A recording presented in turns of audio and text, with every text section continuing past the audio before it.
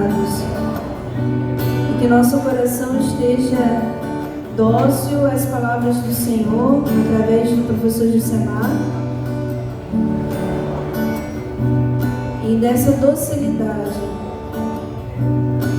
o nosso Senhor Jesus Cristo encontre espaço para fazer a obra, para continuar a obra que Ele deseja, que Ele começou e que Ele quer finalizar em cada um de nós.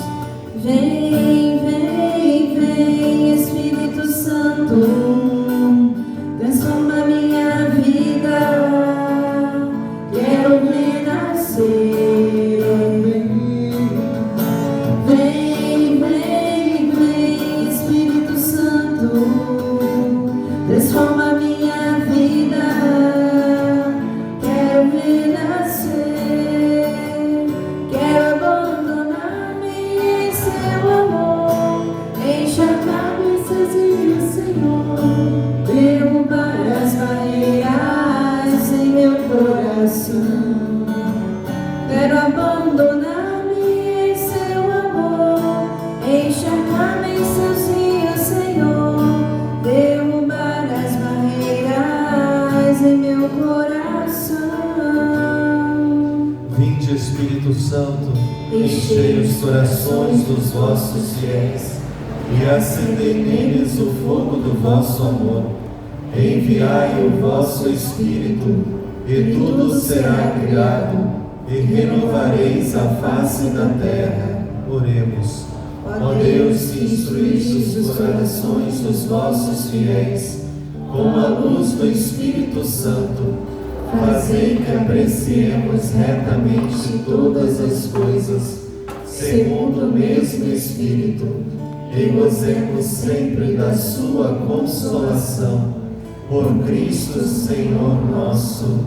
Amém. Rogai por nós, Santa Mãe de Deus, Para que sejamos dignos das promessas de Cristo. Beato Tomás Maria Fusco, Rogai por nós. Amém. Caríssimos, bom dia. Bom dia, irmãos, bom dia, oblatos, bom dia, família aqui da escola, família e amigos, casais, enfim. É um prazer enorme estar com vocês. Mais uma vez, muito obrigado pelo convite e pela graça de estarmos juntos.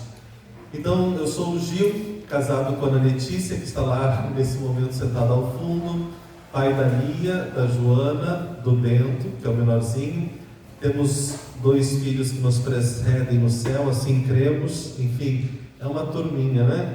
A minha sogra veio junto. Hoje nós somos lá de Rio Bonito, no interior do estado do Rio de Janeiro, mas esse sotaque é gaúcho, tá? Para ninguém estranhar muito.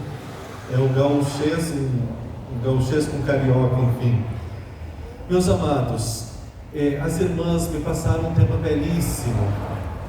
E talvez um dos temas que mais se usa de fato para pregação. Não pode ter um congresso das famílias sem ter esse tema. Eu lembro que eu era guri ainda e o padre Paulo Ricardo pregava na Canção Nova exatamente um tema como esse, a família sobre essa rocha que é Deus. Como nós partimos sempre da palavra, como é a palavra que nos instrui, a palavra que revela os planos de Deus e quem é Deus, eu convido vocês a ouvirem o trecho da Sagrada Escritura que as irmãs concederam para a nossa pregação de hoje. É do Evangelho de São Mateus, capítulo 7, versículo 24, diz assim: todo aquele, pois, que ouve minhas palavras e as põe em prática, é semelhante a um homem prudente, que edificou a sua casa sobre a rocha, e caiu a chuva, e vieram os rios, e sopraram os ventos, e precipitaram-se contra aquela casa. Mas ela não desabou, porque estava fundada sobre a rocha.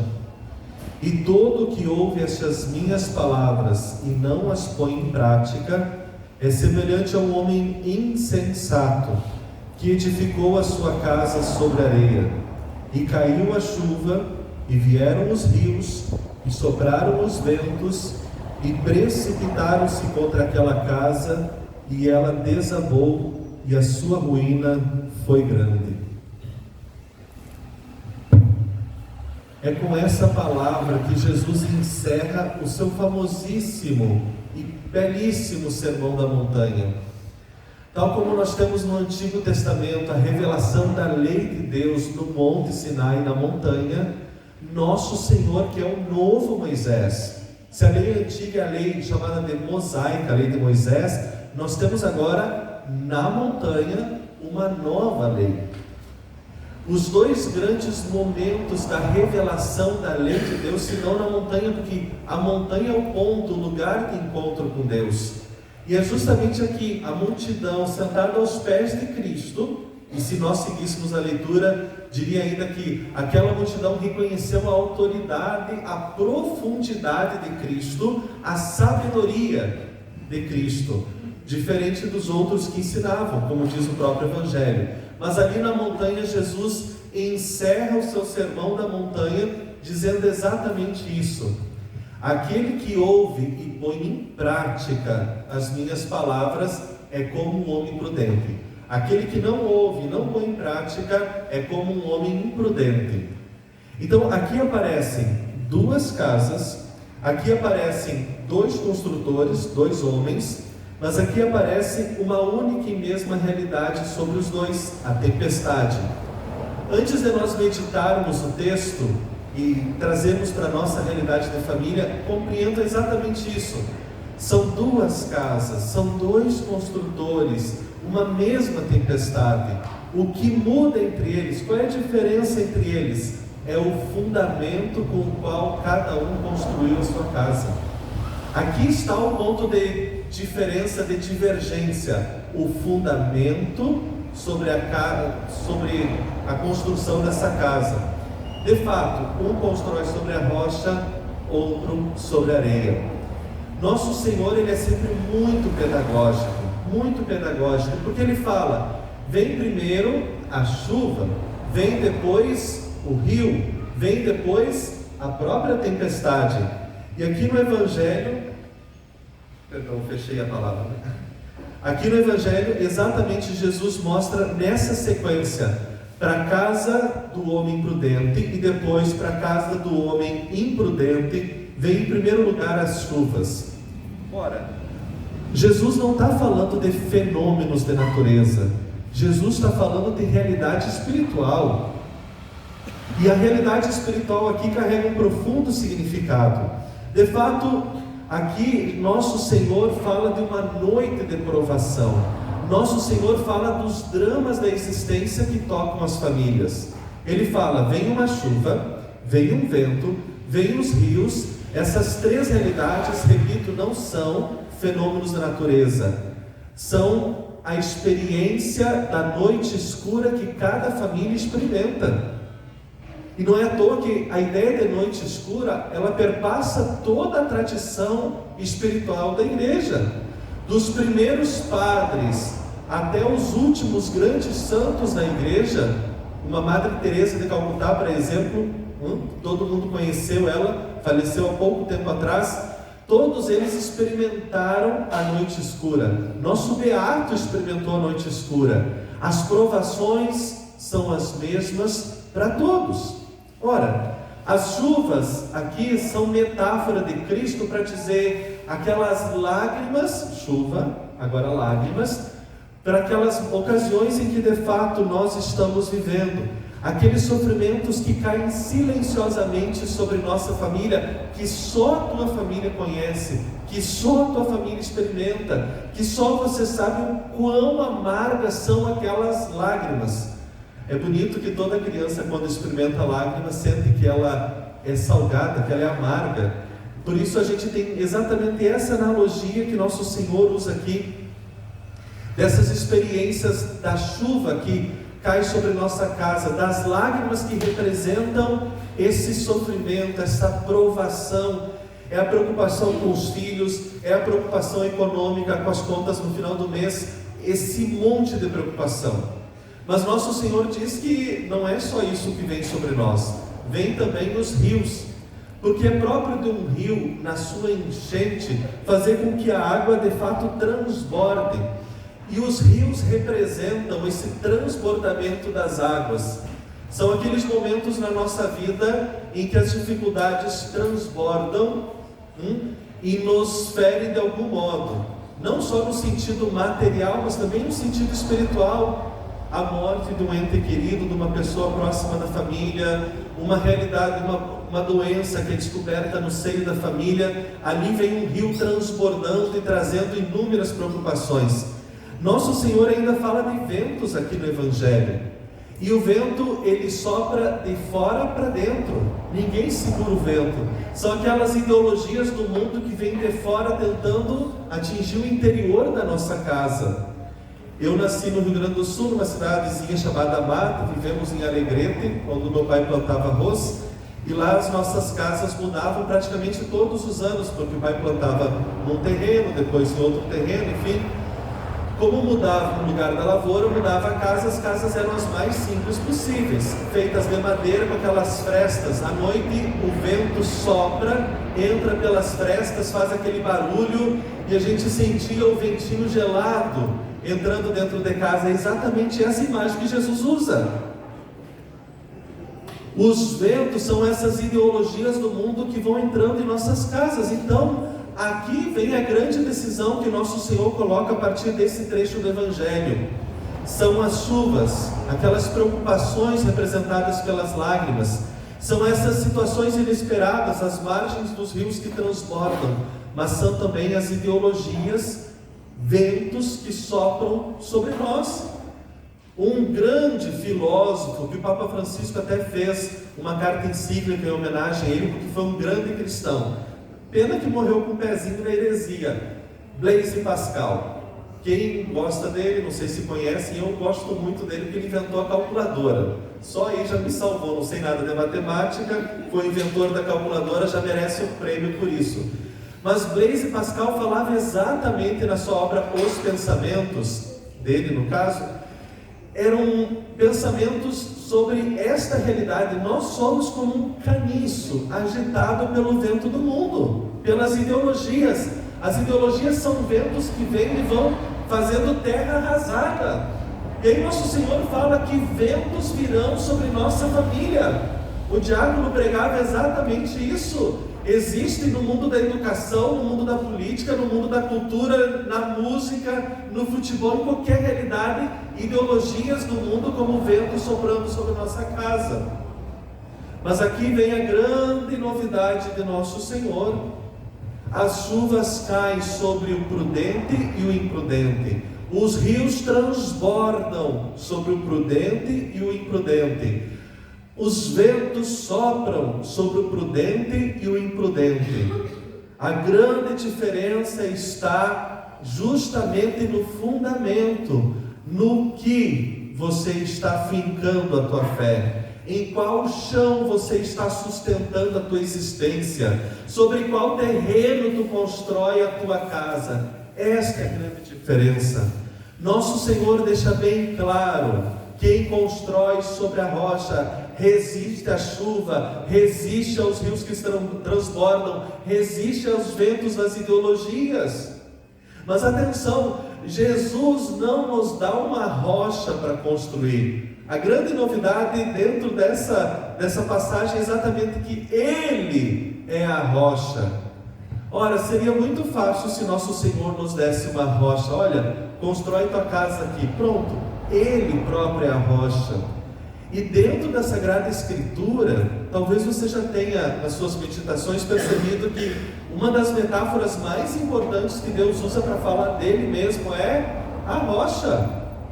Propriamente São Paulo diz isso lá na carta aos Coríntios: Cristo é a rocha no deserto na qual Moisés bateu o cajado e saiu a água para alimentar o povo, para saciar a sede do povo no deserto. O Salmo 27 fala: nosso Senhor, nosso Deus é uma rocha, é nossa proteção, é nossa libertação. Deus é nossa rocha. É sobre Ele que nós somos chamados a construir a nossa casa. Então é justamente aqui que está a grande novidade. Porque, meus amados, isso muda a nossa compreensão. Vejamos, nós não podemos ter só uma família para Deus. Isso é muito pouco. Comumente a gente escuta esse evangelho e entende que a família tem que construir sua casa para Deus. A casa para Deus significa que é uma casa aberta a Deus. Mas é preciso muito mais do que uma casa para Deus. Um cristão medíocre constrói a casa para Deus. Um cristão que só vive da missa dominical, esse constrói a casa para Deus. Um cristão que lembra da confissão ao menos uma vez por ano, que, enfim, esse é um cristão que ao menos constrói sua casa para Deus. Mas no Evangelho, nosso Senhor nos convida a mais do que isso. É uma casa para Deus, é uma casa em Deus e é uma casa de Deus. Olha a diferença. Percebe aqui a pedagogia de nosso Senhor. É uma casa para Deus, uma casa aberta, uma casa na qual Deus pode entrar, quando tem tantas casas que não permitem que Deus entre.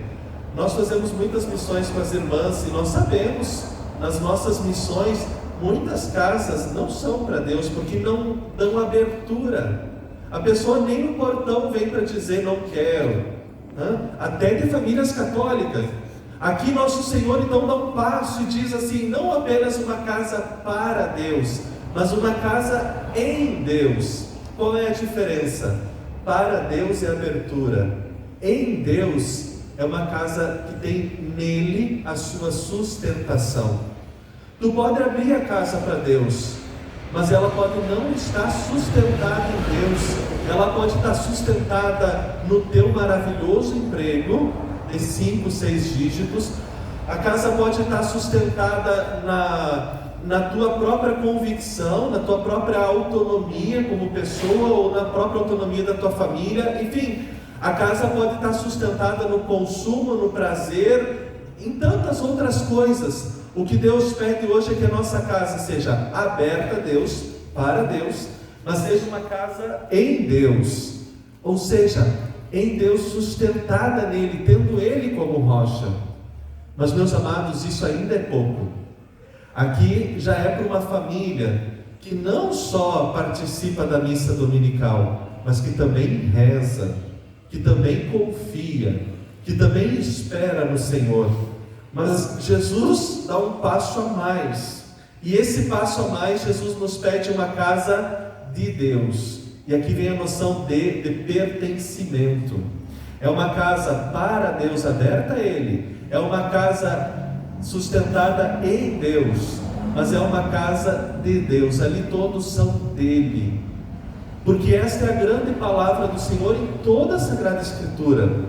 Eu sou o vosso Deus e vós sois o meu povo. A própria tradição teológica da igreja explica exatamente isso. Nós somos povo de Deus. Todos os povos da antiguidade tinham um Deus. Todos os povos tinham um Deus. Mas o povo de Israel não tem um, ele é de Deus. Deus não é propriedade de um povo, o povo é que é propriedade de Deus. Deus não é propriedade da nossa família, nós é que somos dele, por ele e para ele, como diz São Paulo. E aqui está um grande fundamento: uma casa para Deus, abertura; uma casa em Deus, sustentação nele; uma casa de Deus, exatamente para mostrar que ali todos pertencemos ao Senhor. Eu sou do meu amado e meu amado é meu, diz o Cântico dos Cânticos. E esse é o maior cântico que pode ter na Sagrada Escritura, por isso o nome já diz, é o cântico de todos os cânticos. E a Escritura tem muitos cânticos. Todos os salmos de Davi, os salmos atribuídos a Salomão, são verdadeiros cânticos. Tem até um salmo que diz: apresentai-vos do Senhor, diante do Senhor com cânticos. Mas qual é o verdadeiro cântico dos cânticos? Eu sou do meu amado e o meu amado é meu. De tal modo que é exatamente aqui na noção de pertencimento que esta palavra se cumpre em nós e na nossa casa. Vamos dar um passo agora. Essa é a reflexão que nosso Senhor nos dá a partir desse texto. Mas vamos conhecer famílias que cumpriram exatamente esses 3 pilares. A Sagrada Escritura, ela é toda constituída de famílias. Se vocês observarem, Deus se revela sempre para famílias. Se nós tirássemos as famílias da Escritura, não teria história da salvação. Tudo que Deus faz pelas famílias, com as famílias e para as famílias. Tudo. Vou provar isso rapidinho. O matrimônio abre e fecha a Sagrada Escritura. O matrimônio abre e encerra a vida de Cristo. O matrimônio é a única realidade social que existe antes do pecado. Foi ferido pelo pecado, e a gente conhece as consequências disso até hoje, mas existe como projeto original de Deus. E é a única realidade que vai para além da morte. É o matrimônio. Por muito tempo, a igreja, até mesmo alguns padres e teólogos, acreditaram que no céu todos nós seríamos celibatários. Eu sempre lutei contra essa tese. O celibato que nós vamos viver no céu. Meu amado, não entendeu nada de salvação. Não entendeu nada, porque o céu é o matrimônio, é as núpcias com o Cordeiro. Não é mais esse matrimônio humano, mas esse matrimônio humano que já viveu a sua dimensão natural, que viveu a sua dimensão sacramental, viverá agora a sua dimensão sobrenatural. No céu, nem o padre e nem a freira vai ser celibatário.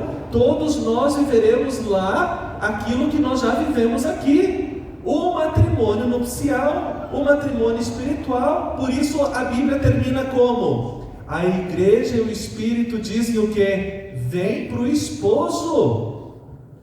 É a esperança do esposo. A Bíblia abre e encerra. Aí tu pensa assim, o matrimônio então são 2 marcos na história da salvação? Mais ainda, meu amado, mais. O matrimônio é o fio de ouro que costura cada página. Não quero converter nenhuma freira ao matrimônio que vocês já vivem, tá? É o matrimônio espiritual. Vocês, pelo matrimônio espiritual, antecipam já esse matrimônio sobrenatural do céu. Mas deixa eu fazer um elogio para nós aqui, porque exatamente todas as páginas da Escritura são costuradas por esse fio de ouro que se chama matrimônio. Não tem um livro da Bíblia que não diga que o matrimônio é a categoria escolhida por Deus para exprimir, para explicar, para demonstrar a relação que Ele estabelece conosco.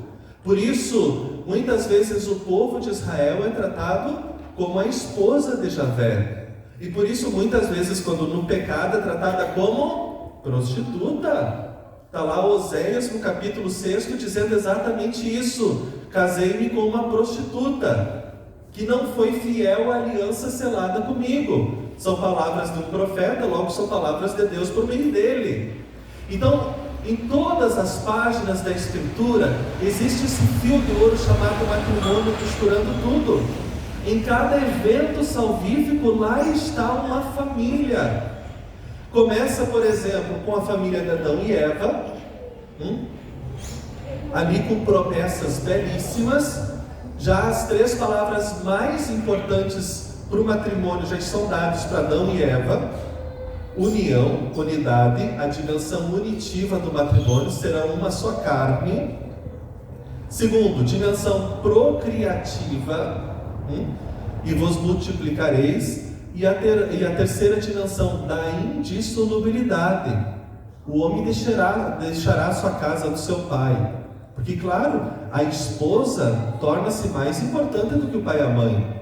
O esposo torna-se mais importante do que o pai e a mãe. De algum modo, ao casar, ao ter o teu sacramento, ele tornou-se mais importante. Gostei muito quando o diácono falava aqui das 4 perninhas, da cadeira, para exatamente mostrar isso. Uma coisa é eu ser pai, outra coisa é eu ser esposo. E é preciso que eu compreenda que antes de ser pai, eu sou esposo, para exatamente mostrar esta realidade. Por isso, a Sagrada Escritura já coloca ali a indissolubilidade. Não é em relação aos filhos, é em relação a ela ou a ele que comigo fez aliança para todo sempre. Então, de algum modo, antes do pecado, antes do diabo intervir no mundo, já que ele foi o inventor do pecado, antes da serpente morder Eva, para que Eva mordesse o fruto e tudo, enfim, ali está, meus amados, a essência daquilo que nós entendemos por matrimônio. Partiu para a história da salvação, chegou em Noé. Noé e sua esposa, obedientes a Deus, quando o mundo todo não acreditava na palavra de Deus, Noé obedeceu a palavra. O homem que obedece a palavra salva sua casa. A prova está aqui em Noé só salvou a sua família porque foi obediente. Lembram lá de Gênesis, quando todo mundo ridiculariza Noé foi obediente. A obediência é salvífica. Um dos grandes dramas da história da teologia foi colocar no sexo o pecado original, como se o sexo fosse pecado. Ora, o pecado original não é o sexo, o pecado original é a desobediência. Vários livros na história diziam exatamente assim, Jesus e Maria são castos, por eles veio a salvação. Adão e Eva casaram, tiveram matrimônio e sexo, por eles veio o pecado. A conclusão é qual? Esse caminho do matrimônio é pecaminoso, esse caminho da castidade é salvífico. Vamos todos ser castos sem ser e rejeitar o matrimônio. O raciocínio mais equivocado da história da humanidade. Não se trata disso, se trata de obediência e desobediência, e o tempo todo a Bíblia mostra que no matrimônio ou no celibato, na castidade consagrada, é a obediência que salva. Observem vocês, existem 3 Fiats na história da salvação. Todo mundo faz a piada, o Fiat Uno, não é nada disso. Fiat no latim é o sim, é o faça-se. Existe o faça-se do Pai na criação, faça-se, e tudo foi feito. Existe o faça-se de Cristo lá no Monte das Oliveiras. Pai, não se faça a minha, mas a tua vontade. Existe um terceiro, o de Maria, se faça conforme a tua palavra. A obediência à palavra é que salva. De tal modo que quem é freira pode ser salvo, quem é casado pode ser salvo. Quem vive a castidade pode ser salvo, quem vive o matrimônio pode ser salvo. Porque a salvação está na obediência à palavra de Deus. E obediência à palavra que tem sua origem no latim, ab audire, é aquele que escuta. Noé salvou sua casa porque escutou a palavra de Deus. Vamos dar um passo além. Abraão ouviu a palavra de Deus, ouviu as promessas, confiou na promessa. Toda a casa de Abraão foi sustentada numa promessa, tanto que os verbos que Deus usa quando fala com Abraão são verbos no futuro. Eu vos darei, eu vos farei, eu vos levarei. É colocar a tua casa na promessa do Senhor. Por que Abraão é o pai da fé? Porque confiou. Por que Abraão é o pai da fé? Porque depositou a sua esperança no Deus que cuida do nosso futuro. Vamos dar um passo além ainda. Bem bonito esse passo. A família de Ana, que era estéril, Elcaná e Ana, tiveram Samuel como filho da bênção, da promessa, depois da velhice. A família que constrói a sua casa em Deus, por Deus e para Deus, é uma família que tem vocações. Da família de Ana veio quem? Samuel, um grande profeta, primeiro dos grandes profetas, que depois ungiu Davi, que ungiu Saul, enfim, é ali na família de Deus que nascem as vocações. Nós estamos em crise vocacional na igreja, por quê? Porque nós estamos em crise familiar. Ouvi de um padre, infelizmente na semana passada, a seguinte notícia. Ele dizia que hoje o direito, ao menos na Itália, já não aceita mais a formulação da seguinte frase: a família como primeira e fundamental instituição social. Bom, se a Itália já está assim, para o Brasil virar isso, falta pouco. O dia que nós negarmos que a família é a primeira, a mais importante instituição, sociedade ou projeto, enfim, não temos mais o que esperar. Mas voltamos. Falamos de Adão, falamos de Noé, falamos de Abraão, falamos aqui da família de Ana e Samuel. dando um passinho adiante. Vamos para a família de Tobias e Sara. Olha que extraordinário. Esta família, ela constrói a sua casa em Deus, porque nasce da oração. Sara teve vários esposos, todos destinados a casar com ela, morreram. E aí vem Tobias, eles oram juntos, eles rezam, eles se colocam na presença de Deus, e ali uma família que reza unida, permanece unida. A conclusão mais lógica tirada ali da família. Se tu fores um pouquinho mais, tu chega na família de Zacarias. Zacarias e Isabel esperavam um filho. Ela vivia sua esterilidade, já era idosa, mas ele não parou de servir a Deus. E é justamente nesse sentido que essa família consegue encontrar em Deus a resposta de todas as suas orações. Um rápido recadinho aqui. Queria saudar o Padre Joelson em primeiro lugar, sacerdote que acompanha muito de perto as irmãs, um zeloso pastor, estudioso. Começa agora, se Deus quiser, uma grande empreitada também de estudos no nosso amado Beato. O Padre Joelson, que nos presenteia com sua presença, nos dará também a graça da confissão. Se alguém desejar, pode se dirigir ao Padre. Tem uma sala aqui na Escola das Irmãs, ele vai atender confissões, também é isso, né, Padre? Então, se alguém deseja, não perca a oportunidade. Eu lembro do Padre Paulo Ricardo uma vez que disse assim, que a maior alegria dele como padre, talvez ele tenha exagerado, mas foi o que ele falou, né? Era ouvir na confissão as seguintes palavras: há 10 dias não veio me confessar. Eu imagino o que ele queira dizer com isso, né? Almas que estão o tempo todo em profundo exame de consciência, percebendo que todos nós precisamos desse socorro da misericórdia divina, né? Então, palavras do Padre Paulo Ricardo. Vamos lá. Então, quem deseja confessar-se, o Padre Joelson está atendendo então as confissões. Fique bem à vontade. Seguindo, nós falamos de 6 famílias. E como nós sabemos, o número 7 é o número da perfeição. Qual é a 7ª e mais perfeita família da história da salvação? É a família de Nazaré. O Papa Paulo VI, até isso está no catecismo, né? Ele fez uma conferência belíssima sobre a família de Nazaré como escola do amor, como escola da oração, como escola do serviço ao próximo. E o Papa foi dando vários exemplos do quanto a família de Nazaré é de fato o nosso modelo. Mas por que a família de Nazaré é nosso modelo? Porque nela todos procuravam fazer a vontade de Deus. Aqui, o tempo todo, as famílias da Sagrada Escritura, pelas quais Deus realiza a história da salvação, todas elas contam esse segredo para nós. Uma casa construída sobre a rocha, uma família que constrói a sua casa no Senhor, é sempre a família que escuta a palavra e que realiza a vontade de Deus. Não tem outro caminho, não tem. O próprio Beato é exemplo claro disso. Permita-me falar um pouquinho dele. O Beato Tomás Maria Fusco, ele mostra para nós o vigor de uma casa construída sobre a rocha. Era um guri de 6, 7 anos, perdeu a mãe.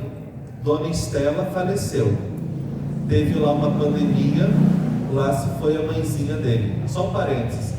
Dona Estela, a mãe do Beato, era daquelas mulheres vigorosas, fortes, educadoras, que imprimia o seu próprio caráter nos filhos.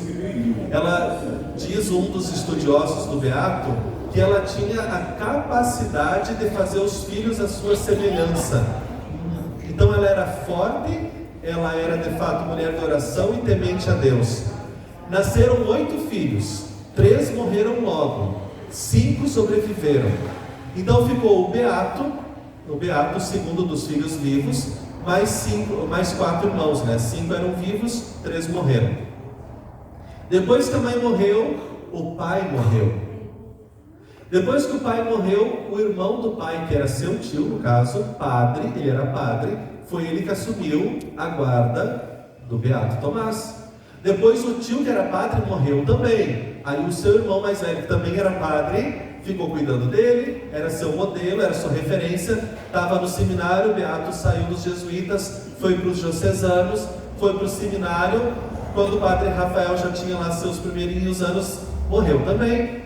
Observe, meus amados, que ao longo de toda a história, não foi uma nem duas, foram tempestades simultâneas sobre a vida do Beato. O tempo todo, a casa dele atacada por chuva, por rios, por ventos, como falamos aqui no texto.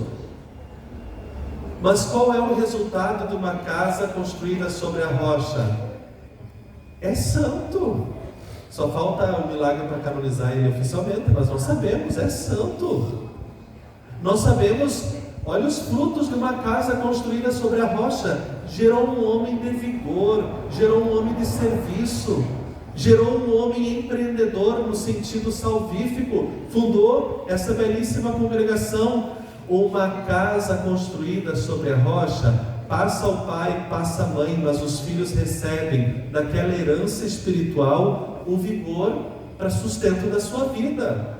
Nós não temos noção, nós pais, do bem enorme que nós fazemos. Eu sou professor do 6º ano até a pós-graduação.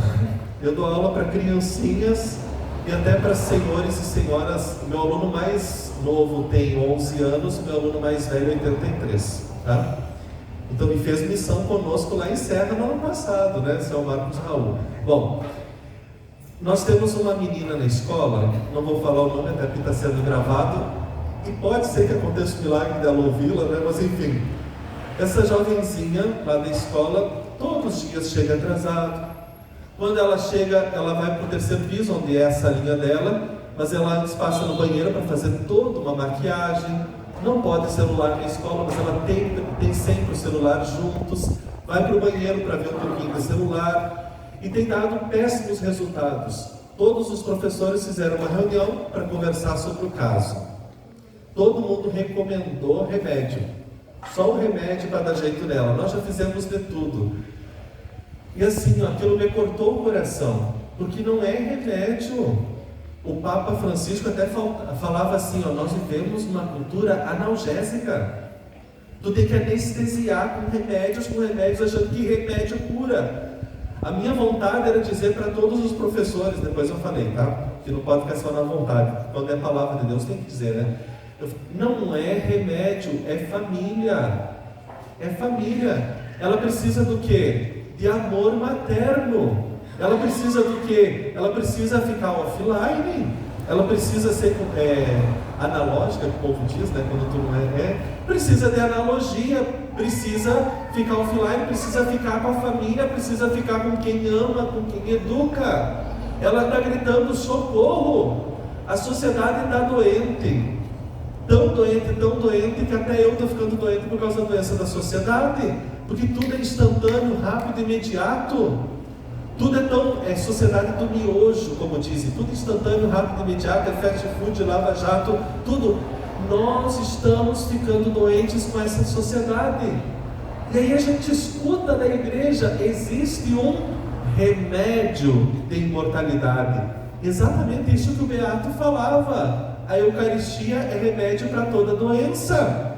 Uma criança não precisa de analgésico, não precisa de Rivotril, não precisa de amor.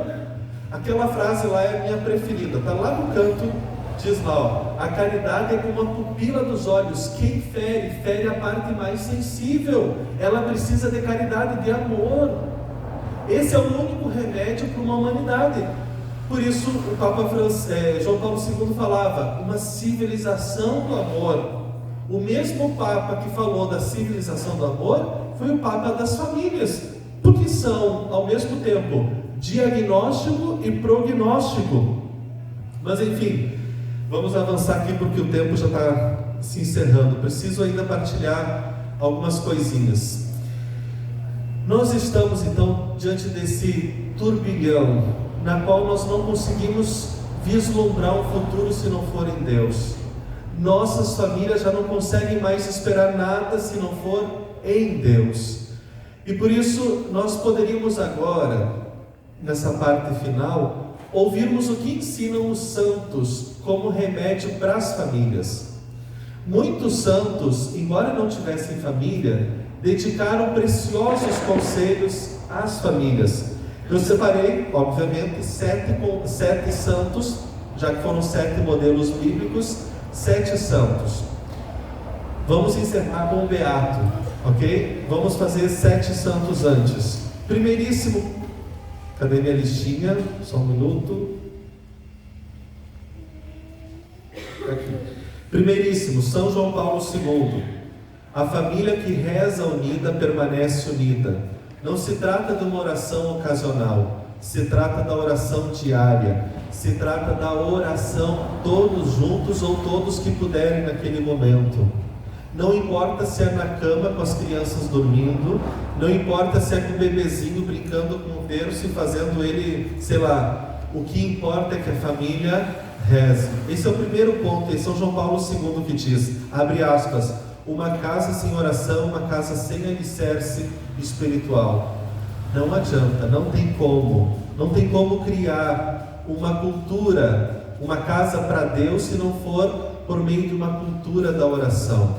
A criança precisa entender que é por meio da oração que a família se sustenta. Embora a criança nem sempre tenha vontade de rezar, é preciso que os pais mantenham a fidelidade. Eu lembro que era pequenininho e nós adorávamos nos distrair. A mãe fazia naquela época escolher feijão. Hoje não precisa que o feijão venha no saquinho limpinho. Meus pais plantavam feijão, era com manguá, já batia na casca do feijão para soltar o feijão, juntava, passava numa peneira, colocava no saco e guardava para o ano todo. Família de roça, né? Então, para ter feijão no outro dia, de noite a gente ficava escolhendo o feijão, tirando pedras, galhos, tudo. O pai fazia rezar o terço nessa hora. Ele ficava sentado, contando ali, e nós escolhendo o feijão e rezando. O que acontece nessa hora? É feijão para cá, feijão para lá, mas rezava.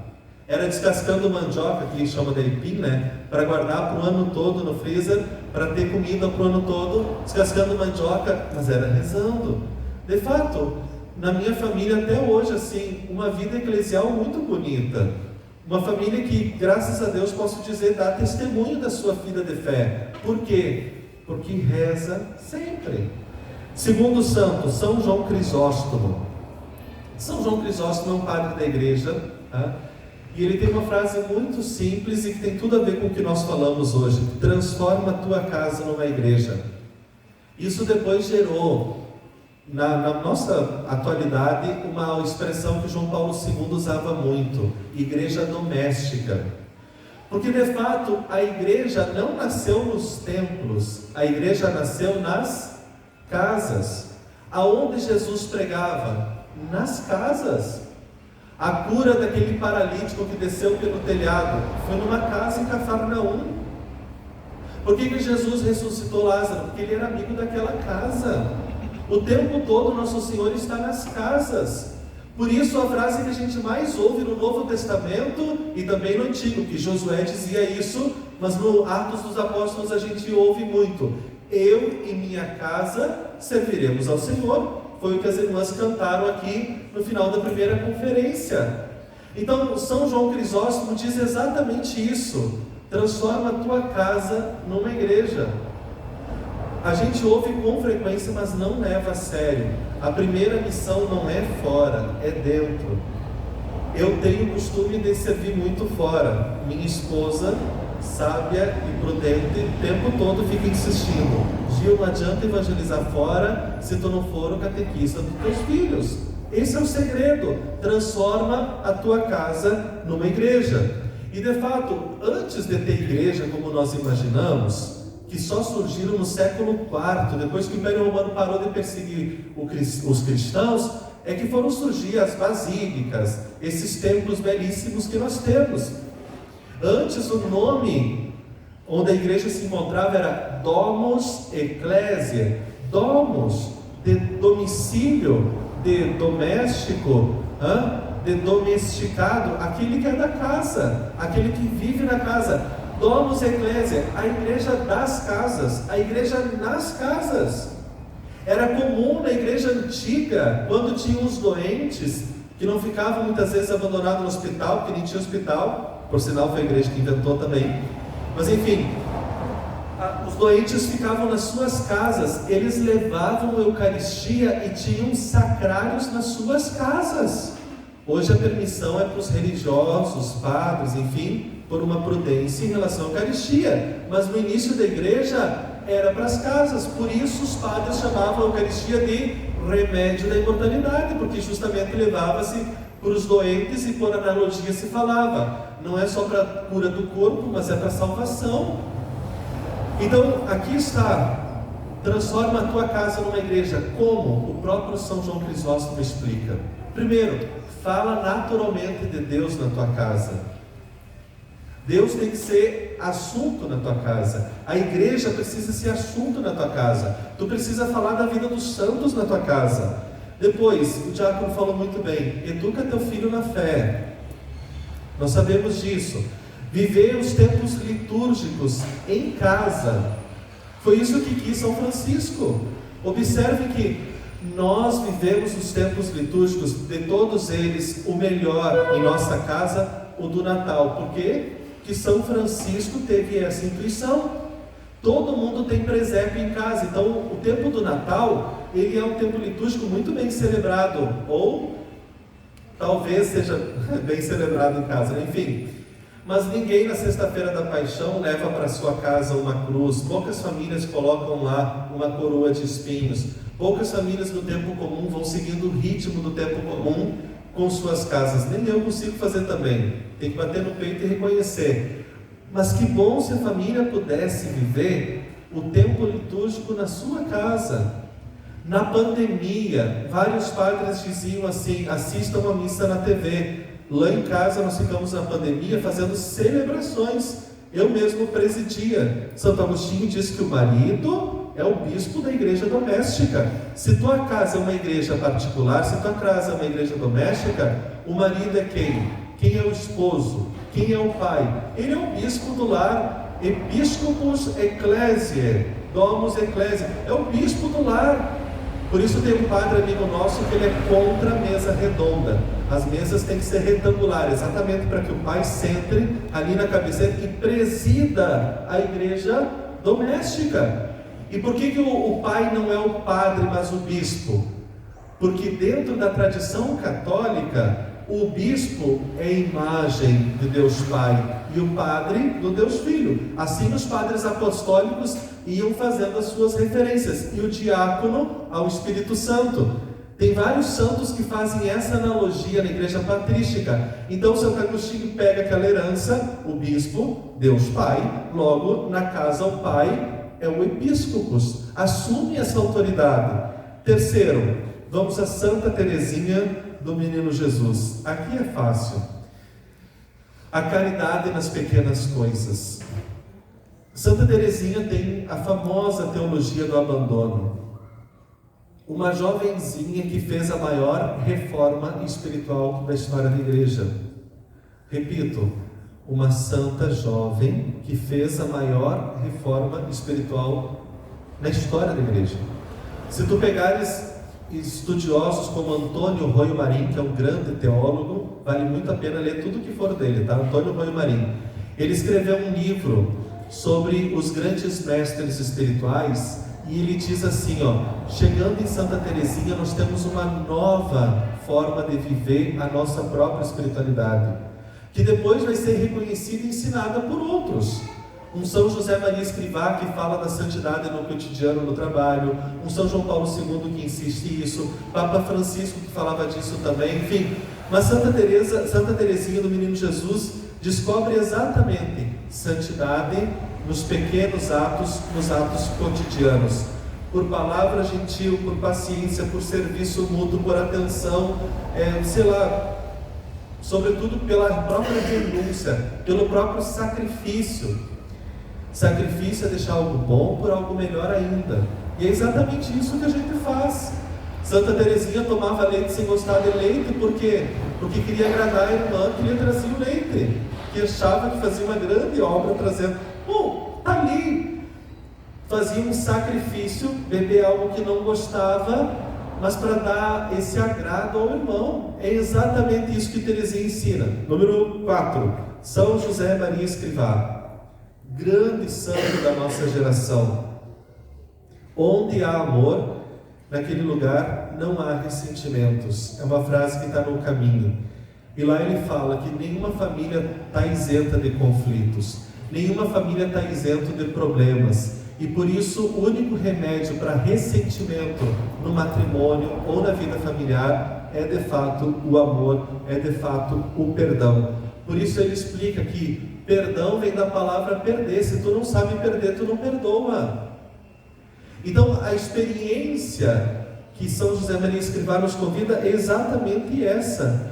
É tomar consciência que uma casa construída sobre a rocha não é uma casa isenta de problemas. Nosso Senhor não disse que nossa casa não terá tempestade. O que Nosso Senhor insiste é exatamente nesse aspecto. Uma casa sobre a rocha é capaz de se reconstruir em Deus e por Deus. Quinto, Santa Giana Beretta Molla, também uma grande e notável mulher do nosso tempo. É talvez uma das mulheres mais incríveis para que as esposas possam talvez conhecê-la e os maridos também conhecê-la, é claro. Mas Santa Giana, ela fala desse florescer do cotidiano no lar. Uma casa não precisa de grandes eventos para ser de Deus. Uma casa precisa entender que é no cotidiano que se constrói de fato o céu, que se antecipa ao céu, que se vive esse caminho de santificação mútua. Sexto e penúltimo, para já encerrarmos, Santa Teresa de Calcutá, a santa que nos fez entender que o amor aceito com sofrimento é o amor que redime. E por último e não menos importante, Beato Tomás Maria Fusco. Ele tem muitas lições para as famílias. No fundo, o Beato Tomás foi um beato de famílias. Porque imaginem vocês, ele criou as irmãs, a congregação das irmãs para quê? Para justamente acolher aquelas que não tinham família, para que as irmãs se tornassem família daquelas órfãs.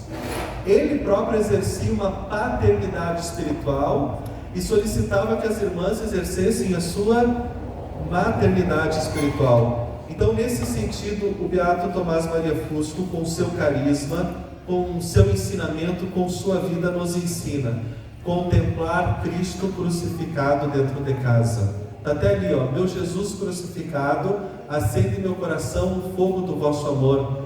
São essas pequenas pérolas do Beato que vão ensinando a transformar o amor em sacrifício, que vão nos ensinando a viver a caridade concreta, a caridade do preciosíssimo sangue de Jesus de maneira completa, de tal modo que uma família que está aqui no nosso lema, que é marcada pelo sangue do Cordeiro Imaculado, é uma família eucarística, que vai se eucaristizando. E meus amados, não tem para onde fugir, não tem outra receita para uma família que não seja essa, a vida em Deus, para Deus e de Deus. Nós vamos então fazer a nossa oração final. Já são 10 para o meio-dia, foi o horário que a irmã pediu para encerrar, foi pontual, viu? Eu convido você a ficar em pé, se possível, e nós vamos cantar e consagrar nossas famílias ao Imaculado Coração de Maria e pedir que o sangue de Cristo, manifestação suprema do amor do Pai, venha em socorro da nossa casa, venha em socorro dos nossos pais, porque o Pai, ele é ao mesmo tempo homem e Pai, as duas realidades mais feridas na nossa época. O diácono falava exatamente isso: o campo de batalha na qual o demônio lutará contra os filhos de Deus chama-se família, e o demônio começou atacando na paternidade. Vivemos uma época em que a paternidade é ferida, em que a virilidade, o masculino, é oprimido, é ferido, é negado, é negligenciado, é deturpado, é adulterado. Nós queremos pedir ao Senhor que derrame seu sangue precioso, como manifestação suprema do amor do Pai, para restaurar nos homens a sua virilidade, nos pais a sua maternidade, nas mulheres a sua feminilidade, a sua genialidade. O Papa João Paulo falava: a mulher tem um gênio próprio. Nos filhos, a noção de obediência aos pais. O bom filho não é aquele que faz carinho no pai. O bom filho é aquele que obedece, que honra os valores cristãos do seu pai e da sua mãe. O bom filho é aquele que deixa se moldar nesse processo de educação da fé. E nós queremos pedir então, por meio dessa música, a consagração de todas as famílias ao preciosíssimo sangue de Cristo, ao sangue de Maria que é dado e derramado por meio de Cristo, ao seu imaculado coração, para que nossas famílias possam ser verdadeiros santuários da vida e do amor.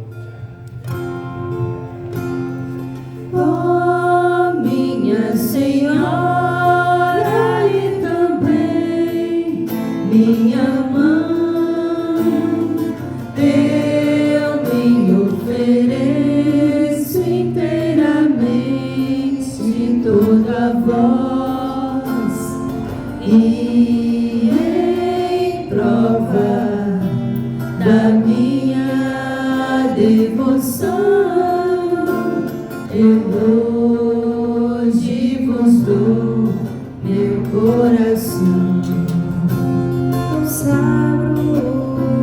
Consagro a vós meus olhos, meus ouvidos, minha boca, tudo que sou, desejo que a vós pertença. Incomparável mãe, guardai-me, defendei-me como